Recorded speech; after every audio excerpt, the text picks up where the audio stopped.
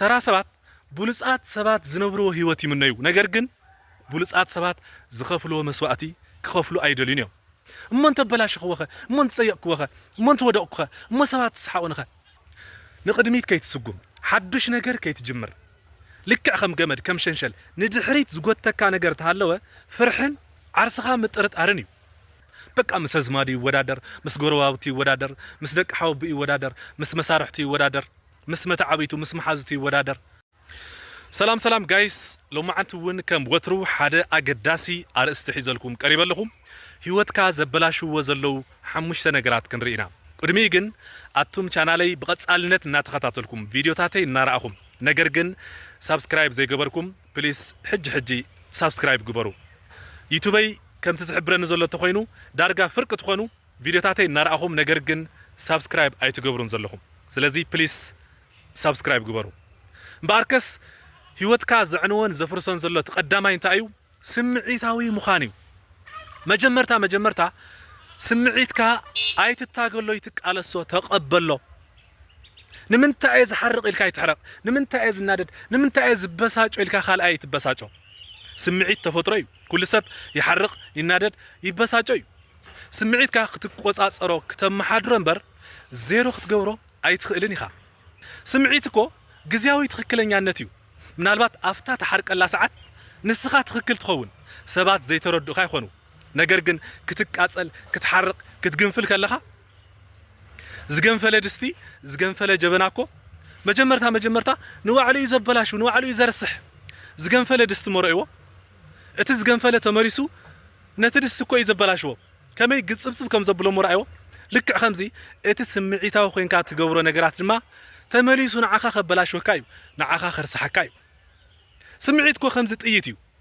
ጥይት እኮ ኣብ መዓሉ እንተዘይውዒልካዮ ሰባት ክትውድእ ትኽእል ኢኻ ኣብ ሓደጋ ክትወድቕ ትኽእል ኢኻ ልክዕ ከምዚ ስምዒታዊ ምዃን ድማ ብመገዛእ ጥይትካ ናብ ባዕልኻ ምትኳስ ማለት እዩ ስለዚ ጥይትካ ከምቲ ትቆጻጸሮ ስምዒትካ እውን ትቆጻጸሮ ስምዒትካ ንስኻ ተጠቐመሉ ንሱ ክጥቀመልካ ዕድል ይተሃቦ ስምዒትካ ንስኻ ትቆጻጸሮ ንሱ ክቆጻጸረካ ኣይትፍቀደሉ ሰላም ጋይስ ኮንፊደንስ የብለይን ናይ ዘራርባ ክእለት የብለይን ጭንቀት ኣለኒ ስምዒት ፍርሕን ሕፍረትን ኣለኒ እዚኣቶም ከመይ ገይረ ክወግዶም ንትብሉም ኣብ ትካልና መጺኹም ሙሉእ ትምህርትን ኮርሳትን ክትወስዱ ትኽእሉ ኢኹም ዛጊድ ካብ ኣሜሪካ ካናዳ ኣውሮፓ ስዑድ ዓረብ እስራኤልን ካልኦትን ብርክት ዝበሉ ተምሃሮ ብኦንላይን ናትና ኮርስ ትምህርቲ ወሲዶም ኣብ ህይወቶም ሩኡይ ለውጢ እናምፁ ይርከቡ በዘብታሕቲ ዘሎ ኣድራሻት ተጠቒምኩም ክትምዝገቡ ትኽእሉ ኢኹም በሰላም ምፁ ቴንኪዩ ባባይ ካልኣይ ህይወትካ ዘበላሽዎ ዘሎ ዓርስኻ ምጥርጣር እዩ ንቕድሚት ከይትስጉም ሓዱሽ ነገር ከይትጅምር ልክዕ ከም ገመድ ከም ሸንሸል ንድሕሪት ዝጎተካ ነገር ተሃለወ ፍርሕን ዓርስኻ ምጥርጣርን እዩ በቃ ኣብዚኻ ዓርስኻ ምጥርጣር ዓቕምኻ ምጥርጣር ነብስኻ ትሕትካ ምርኣይ ከምዘይ ትጠቅም ከምዘይ ትረብሕ ዋጋ ከምዘይብልካ ሰባት ከምዘይደልዩኻ ሳክት መቋፀርቲ ከንቱ ከም ዝኾንካ ይስማዓካ ዶ ምናልባት ቀደሙ ኣነ ዲኹ ኮነለይ ንዓይ ሰብ ረኺቦም ድዮም ክቕበሉኒ ንዓይ ሰብ ረኺቦም ድዮም ክሰምዑኒ ንዓይ ሰብ ረኺቦም ድዮም ሰብ መሲለዮም እኮ እየ እናበልካ ነዛ ነብስኻ ኣብዚሕኻ ትወቕሳን ኣትሒትካ ትግምታን ትኸውን ነገር ግን እመነኒ ካፍቲ ትግምቶን ላዕሊ ዓቕሚ ኣለካ እዩ ካፍቲ ተሓስቦን ላዕሊ እመንኒ ካፍቲ ተሓስብዮ ካፍቲ ትግምትዮን ላዕሊ ዓቕሚ ፖቴንሻል ኣለክ እዩ ዓቕምኻ ፖቴንሻልካ ኣይፈለጥካየን ማለት ዓቕሚ የብልካን ማለት ኣይኮነን ስለዚ ዓቕምኻ ክትጠራጠር ከለኻ ኣብ ትወፅሖ ከምዘይብልካ ክስማዓካ ከሎ ብቑዕ ከምዘይኮንካ ብዙሕ ነገር ከም ዝተርፈካ ክስማዓካ ከሎ ከምቲ ሐዋርያው ቅዱስ ጳውሎስ በቲ ሓይሊ ዝበኒ ብክርስቶስ ኩሉ ክእለ እየ ዝበለ ነተው ውሽጥኻ ዝስምዓካ ፍርሕን ምጥርጣርን ብእምነት ምልኣዮ ሳልሳይ ህይወትካ ዘበላሽዎ ዘሎ ነብስኻ ምስ ካልኦት ሰባት ምውድዳር እዩ ኣብዚ ሕዚ እዋን መብዛሕትኡ ሰብ ተሪኢኹም በቃ ነብሱ ምስ ሰባት ከወዳደር እዩ ዝውዕል ኣብ ውድድር ኣብ ንሕንሒ ተጸሚዱ ዘሎ በቃ ምስ ህዝማዲ ይወዳደር ምስ ጎረባብቲ ይወዳደር ምስ ደቂ ሓወቢ ይወዳደር ምስ መሳርሕቲ ይወዳደር ምስ መተዓቢቱ ምስ መሓዙቱ ይወዳደር በቃ ኣብ ውድድር ዝተመሰረተ ናብራ እዩ ዝነብር ዘሎ መብዛሕትኡ ሰብ ተሪኢኹም ውድድር እኳ ይጽላኣን እዩ ኣብ ሰናይ ነገር ዝተመሰረተ ውድድር ተኾይኑ ነገር ግን ኣብ ቅንኢ ኣብ ሕስድና ኣብ ክፍኣት ዝተመሰረተ ውድድር ተኾይኑ ይትጸገም ዝኾነ ሰብ ኣብ ጽቡቕ ደረጃ በጽሑ ክትሪኦ ከለኻ ነብስኻ ምስኡ ተወዳድራ ትኸውን ነገር ግን ኣብቲ ደረጃ ንሱ ንኽበጽሕ نسو زحلفو سقاي نسو زحلفو مكرا ግን بتمكرا بتسقاي نسو ክትحلف ኣይትደልን ኢኻ ሓንቲ ዝፈትዋ ባህላላ ተራ ሰባት ብሉጻት ሰባት ዝነብርዎ ህይወት ክነብሩ ይምነዩ ነገር ግን ብሉጻት ሰባት ዝኸፍልዎ መስዋዕቲ ክኸፍሉ ኣይደልዩን እዮም ክደግማኤ ተራ ሰባት ብሉጻት ሰባት ዝነብርዎ ህይወት ይምነዩ ነገር ግን ብሉጻት ሰባት ዝኸፍልዎ መስዋዕቲ ክኸፍሉ ኣይደልዩን እዮም እቲ ሽልማት እቲ ውጽኢት ይደልይዎ ነገር ግን ነቲ ውጽኢት ነቲ ሽልማት ዘምፀ ጻዕሪ ስቃይ መከራ ግን ክሓልፍዎ ኣይደልዩን እዮም ስለዚ ውድድርካ ምስቲ ዝረኸብዎ ሽልማት ምስቲ ዝረኸብዎ ውጽኢት ዘይኮነስ ምስቲ ዝሓለፍዎ መከራ ምስቲ ዝሓለፍዎ ስቃይ ምስቲ ዝሕለፍዎ ብድሆታትን ቻሌንጅታትን ይኸውን ዘሎ ውድድርካ ትኾነ ጥዕና ዘሎ ውድድር ምስ ባዕልኻ ዝግበር ውድድር እዩ ምስ ሕሉፍካ ተወዳደር ምስ ትማሊኻ ተወዳደር ምስ ባዕልኻ ተወዳደር ትማለ በይነርካ ሎመ በይልኻ ጽባሕ ናበይ ትጓዓዝ ዘለኻ እቲ እንኮ ጥዕና ዘለዎን መወዳእታ ዘይብልን ውድድር ምስ ባዕልኻ ዝግበር ውድድር እዩ ምስ ሰባት ገዲፍካ ምስ ባዕልኻ ተወዳደር ራብዓይ ህይወትካ ዘፍርሶ ዘሎ ጽባሕ ክገብሮ እየ ዝብል ፕሮክራስቲኔሽን እዩ እዚ ናይ ብዙሓት ሰባት ሕማም እዩ በቃ ሓደ ነገር ክጅምሩ ይሓሱ ጽባሕ ክገብሮ እየ ድሕር ጽባሕ ቀጻል ሰሙን ሓድሽ ዓመት እስኪ ዝኹነታት ይረጋጋዕ እስኪ ዝነገራት ሓዲኡ የፍልጥ እናበሉ ናብ ተግባር ይኣቱን እዮም ክመራመሩ ክፈላሰፉ እስኪ ቁርብ ገንዘብ ክባህልን እስኪ ፍልጠት ክእክብ ፍልጠት ምእካብ ገንዘብ ምሁላል ዝግጅት ምግባር እኮ ኣይጽላእን እዩ ነገር ግን ዕድመ ልክዕኻ ኣብ ዝግጅት ኣብ ምድላው ትሕልፈት ኮይንካ እቲ ነገር ካልእ ክኸውን ድሕሪ ሰብ ዘትርፈካ ዘሎ ዓቕሚ ስኢንካ ይኾነን እንታይ ዳ ድፍረት ስኢንካ እዩ ኩሉ ግዜ እዚኣ ዘክርዋ ዓቕሚ ስኢንካ ይኾነን ድፍረት ስኢንካ ኢኻ ድሕሪት ትተርፍ ዘለኻ ስለዚ እቲ ክትገብሮ ዝግባእካ ሎሚ ግበሮ እሞ እንተበላሽኽወኸ እሞ እንተፀየቕክወኸ እሞ እንተወደቕኩኸ እሞ ሰባት ትስሓቑንኸ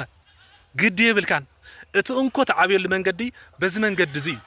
ሰባት ይስሓቑኻ ውደቕ ኣበላሹ ፀይቆ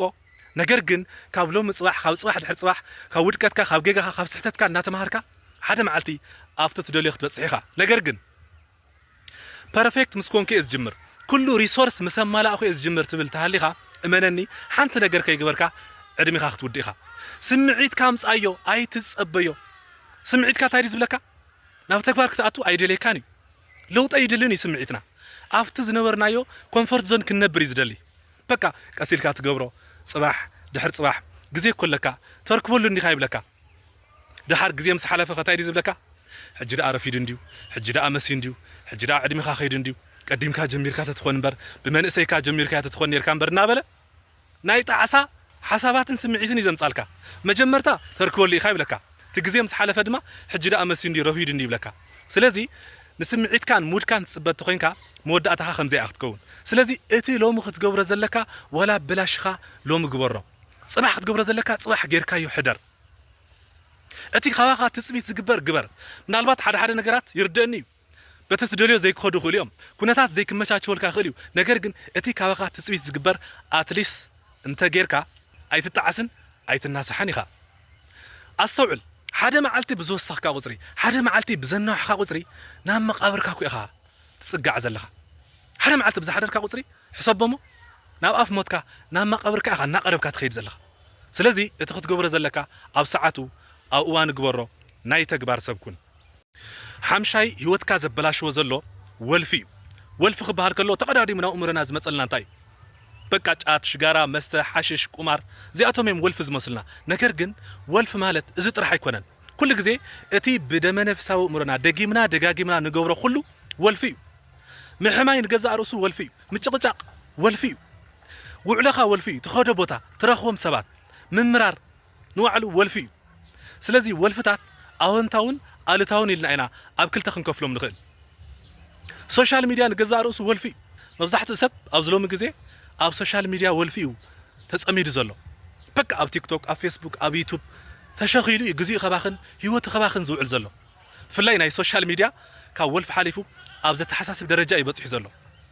ሓደ ፖድካስት እናተኸታተልኩስ ብጣዕሚ ዘሰንበደና ሓበሬታ ኣብ ዓለም ኣብ ውሽጢ ሓደ ደቂቕ ኣፕሎድ ዝግበሩ ቪድዮታት ኣብ ውሽጢ ሓደ ደቂቕ ዝፀዓኑ ቪድዮታት ኩሎም ክሪኦም እዮም እንተኢልካ ናይ ሓደ ደቂቕ ቪድዮ ይወልኩን ኣብ ውሽጢ ሓደ ደቂቕ ኣብ ዓለም ዝዝርግሑ ወይ ድማ ኣፕሎድ ዝግበሩ ቪድዮታት